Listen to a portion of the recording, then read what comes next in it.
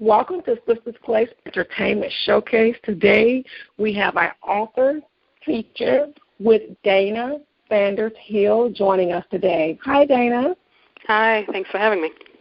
Oh, you're so welcome. So tell us about Allegra's Shadow. Allegra's Shadow is a romantic suspense. It is set in Raleigh, North Carolina, and Hackensack, New Jersey.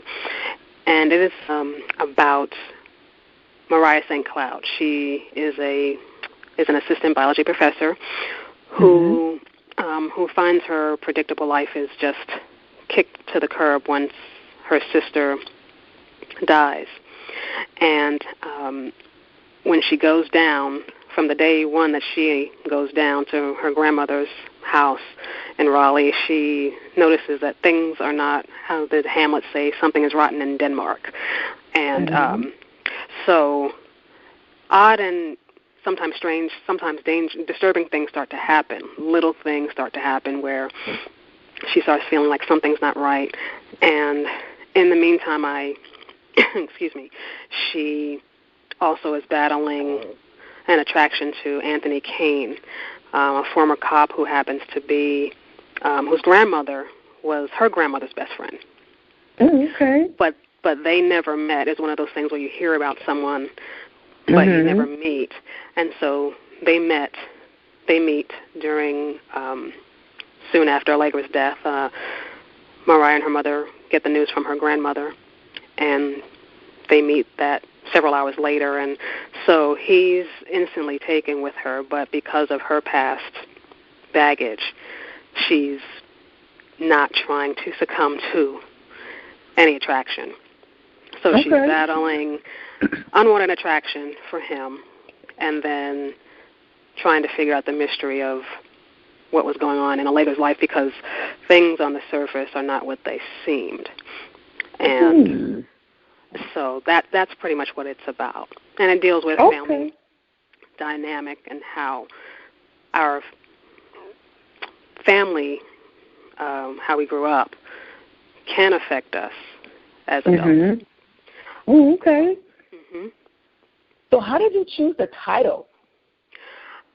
The title chose me, I think. I always liked the name Allegra, and then Allegra's Shadow, it kind of just flowed, and it describes pretty much Mariah's life. She lived in the shadow of Allegra because Mariah's very confident in her career, but when it comes to relationships like with men, she's not confident. And a lot of that is because Allegra was the dad's favorite, and she was more charismatic. Mariah's more reserved. And Allegra kind of looks like Naomi Campbell, and she does not. So that, all right, is painful. You hear that? I just heard you make that noise. So that's how she feels. And and the fact that Allegra's never been humble about that. She's always, as they grew up, they never had a close relationship because of those things, and because of Allegra's personality. And the fact that, yes, I'm the better-looking one, and that's always been thrown in Mariah's face. And people always stop and stare and do all that. You can be in the room with her, and they'll ignore you because she's there, and she capitalizes on that. So there's their relationship, or lack of. And so that's why I always, so she was in Allegra's shadow in life, and now Allegra's dead, and she's still in her shadow because as Allegra's death brings up past memories. And there's also a hint of supernatural or paranormal in there because I've also heard people say when people have passed on, they come back to them in dreams or things. So Allegra comes to her because she wants something from her. And she, and being the person that Mariah is, she has to investigate. So she's in the shadow of Allegra in her after Allegra's death because she's in the shadow of Allegra's secrets, and that brings danger. So she's got shadows everywhere. And, so that's how I came up. That's how the title came about. Okay. So is there a message that you want your readers to walk away with after reading Allegra's Shadow? I didn't have a message when I wrote it. I just spoke with someone who read it, and she has a sister, and she said, I kind of feel how Mariah felt. And so if someone who's gone through that can say, I identify with this character, that's great for me. And I don't have sisters. To me, it's always been a mysterious, mysterious relationship. The closest I've seen to sisters is the Braxton Family Values, and so sometimes I still don't get it.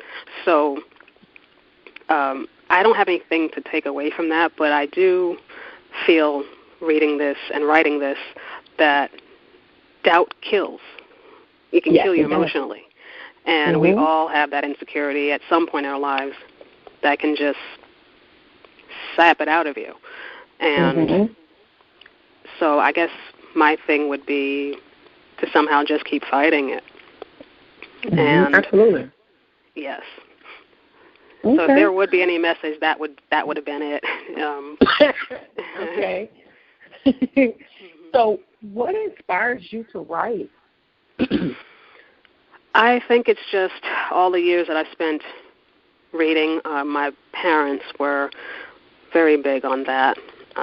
My mom would take me to the library starting at 5 years old, and then my father was an actor. My father was an actor, so he would read and act the stories out. And then as I got into my teenage years, teenage years are pretty rough, so books became more of a friend to me than people did. And so what inspires me is wanting to be able to write those good stories that I read. And then hearing conversations either between myself and people I know, or myself and a stranger, or even between strangers. I've heard a couple of conversations between a stranger that was like, wow, okay, I really need to put that down somewhere. So I need to make a story out of that, or a part of a story, have that be part of a story. So it's just what you hear day to day or see day to day, either through your eyes or what someone else tells you, and then just wanting to write that good story that you love to read. Okay. So who are some of your literary influences? You can name at least three. At least three. Okay. Well, I have, of course, like Maya Angelou. I've read some Alice Walker. And then there was Deborah Fletcher Mello. She was actually a mentor of mine. And I started reading her. I met her in 2011. And she writes really great stuff. She's an award-winning author, and she churns out about 5 or 6 books a year, maybe more, and so I want to be like her when I grow up. So how she does it, I don't know, but I think if I can do 2 books a year, that would be really great, but to do what she does is outstanding. So those are my 3 that I have. Okay, I love Deborah. I do. I'm reading one of her books now. Right. I haven't been able to read because of my eyesight has changed, so I just got glasses, so now I can start reading the way I want to. Start reading again. So what's coming down the pipeline for the rest of the year for you? I am working on another romantic suspense. This one is set, it's going to be an island off the coast of North Carolina. And the heroine comes to discover when she goes to visit her father that her life is not what she thought it was. She learns that what she thought, and something that comes to her attention, she puts 2 and 2 together and says, this isn't right. And this book is darker than Allegra's Shadow. Not that Allegra's Shadow is all milk and honey, but this one has other issues in it. Oh, okay. And it is, the hero is like a descendant of the founder of the town, of the island. So they had a relationship, something went on between them years before, and now there's conflict because something broke down. So we have them, and then we have what her background is not what she thought it was. And so there are a lot of, people. It's a different, it's just like a small town thing. I've never really lived in a small town, so the research is more, it's more in depth. Since with Allegra Shadow is right here, so I knew what to do with the setting and everything. But this one is it's going to take more out of me, but hopefully it'll be great work at the end. But yes, so that's what is pretty much surprise. Your life not what you thought it was, and a lot of people are holding a lot of secrets in that island. From what I understand, small towns can keep secrets, or places with low population. There are a lot of secrets, more than what you would think. So, the secret starts with her mother. So, so there's a lot dealing with that one. Okay. So how can our audience learn more about you and follow you on social media? I have Facebook, Dana Sanders Hill fan site.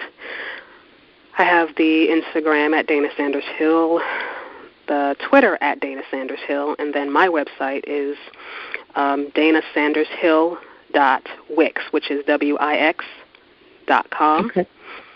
And so I try to keep up with all that. I'm still working on it. Okay.